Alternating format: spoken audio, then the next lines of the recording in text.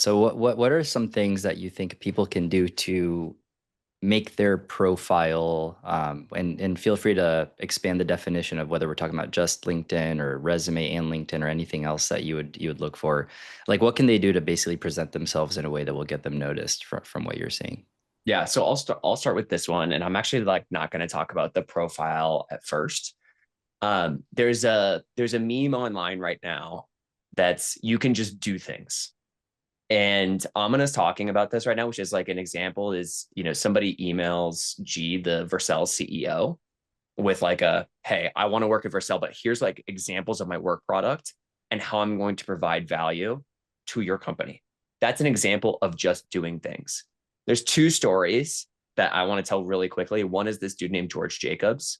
So George ultimately ended up working at DoorDash. Nobody knew who the hell he was. He was like 20 years old, and he emailed me and Tony Xu, the CEO of DoorDash, every single day for like 21 days. And they were very quick emails, but it got progressively more interesting as time went on. It wasn't the same thing. It wasn't like begging for stuff. It got progressively more interesting because what George ended up doing was actually going into restaurants and trying to figure out why they weren't on DoorDash. And so he took this step that no one else was taking and then shared his learnings in the emails to me and Tony. And so Tony was like, why have we not talked to this guy? And I was like, you're totally right. Like we should ping him. He worked at DoorDash for like 4 years and was one of our most impactful employees. Another example, which was on X recently, is this gal named Julia Fedorin. And she wanted an internship at Shopify.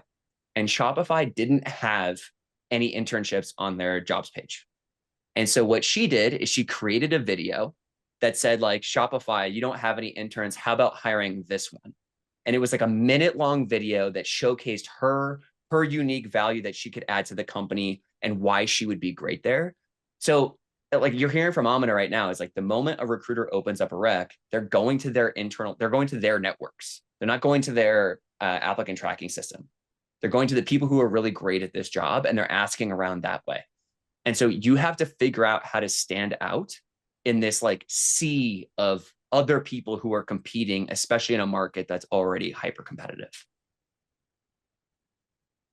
I'll piggyback on that, Nolan. The usage of X. So, I'm going to be biased with Vercel. This is not always the case for every single company, but Vercel is very active on X. Our CEO is very active on X. Our leadership is very active on X. We are a developer company. Developer community is pretty active. And what I've seen really work is like, honestly, like it's not even messaging us. It's people posting the own work that they're doing. And we're finding them and we're seeing them and we're getting noticed. So it's like, showcase the work that you're doing. We're definitely in a world where it's not about what you say, it's about what you do. And we don't really care about the words. We care about the ship of your work. I've also seen like Guillermo is always like keeping track of like what's really interesting, what's happening on X. That's how he's noticing. And piggybacking on your story, Nolan, we've had multiple candidates who have been like, so we'll talk about our V0 product. We have a V0 product. If those of you who don't know that, you should definitely check it out. It's our AI product where you can build websites for those who are not technical. And people will message G and they'll just show him code that they've built and like on V0. Or they'll message other folks on the team and then they'll send a video of here's how you can make V0 better. Like that's what you're looking for in a product manager, right? Is you're understanding who your customer base is, you're understanding how to make the product better. Just do those things. Since nobody here wanted to talk about LinkedIn, I think I'll fall on the sword for us. I I think for engineers, there's a slightly different dynamic from the point of view of the recruiting team, which biases towards just show me the work. I think for some other roles, maybe PM is somewhere in the middle by my guess, but I do think narrative and positioning matters as a candidate.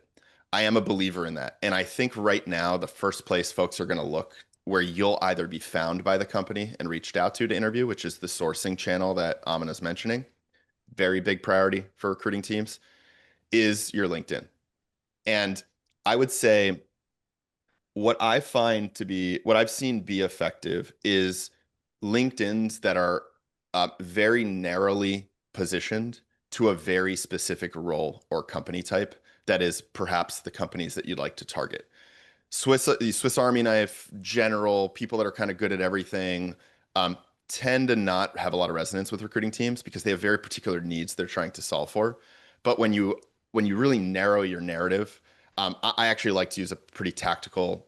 I recommend a pretty tactical approach, which is there is like a summary section at the top of your LinkedIn. I think you can write 3 sentences that do a lot of work there that most people just don't do. And I think that's positioning your intent and desires in your next role. Maybe a quick, like, I'm a 0 to 1 startup PM. I'm really passionate about this particular phase, and I'm looking for a, seed to Series A startup to spend my next several years at building 0 to 1. Okay. That's very different than, like, that will probably detract the Aminas of the world at Vercel, perhaps, in this example. But guys hiring a PM, like, you're gonna be the first person we message over any other PM that says, I've worked at Google, I've worked at all these fancy companies. We're like, they don't understand 0 to 1. We happen to be 0 to 1. We're not Google. We have a very particular need. So in a way, you have to, I think, be polarizing, and I find that effective. And in order to be polarizing, you have to know what you want. And so I think your job search starts with having a stack ranked priority list of exactly who you're targeting, almost as if you are hunting for the company. They're not hunting for you. And you know who you want to target, and you're optimizing against that. You can iterate over time and change who you're targeting. But I do think that a sharper, harpoon will do more work. Yeah, I I have ac- another just a quick anecdote I'll share to plus one. That is, I was working with someone recently who got 3 extremely compelling big tech offers because they figured out that their kind of like candidate market fit was really as like a level 7 ICPM who focuses on trust and safety in like the AI space. And they basically had like a really good story to tell about why they're perfect for that kind of role. And they got 3 offers within like 2 months from really good companies. And I think that that's the level of kind of specificity that I see like resonating in the market versus people that have that kind of generalist background at Troy's point. Go ahead, Amina.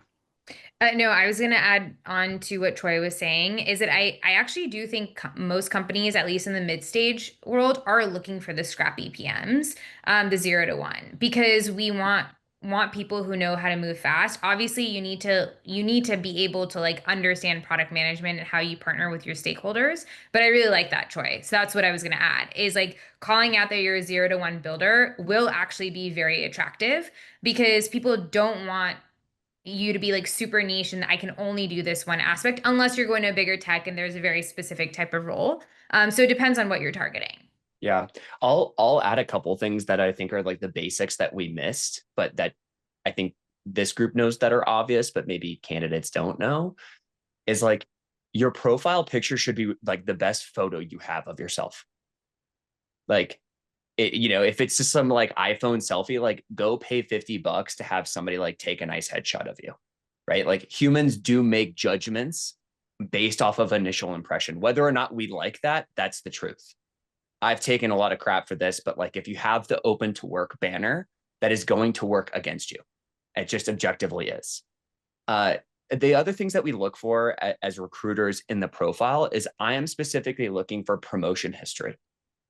So if you have been at a company and you have been promoted, it is so important to indicate that to us because that shows that the company is saying like, yes, this is a good employee. We are now giving them a bigger title, more responsibility, and more money, which is a shortcut for me to be like, oh, maybe they are good. In a sea of people I can reach out to, I am now going to choose to reach out to you. +1 to both. Hot take, Nolan, on open to work, but agreed. Truth. In our world of progressive tech, I triply agree. I'm not sure outside of my bubble what's going That's on. fair. That's fair. I think that's a fair point. VC-backed tech doesn't get attracted to people that are too available. It's like dating. It's a very competitive market.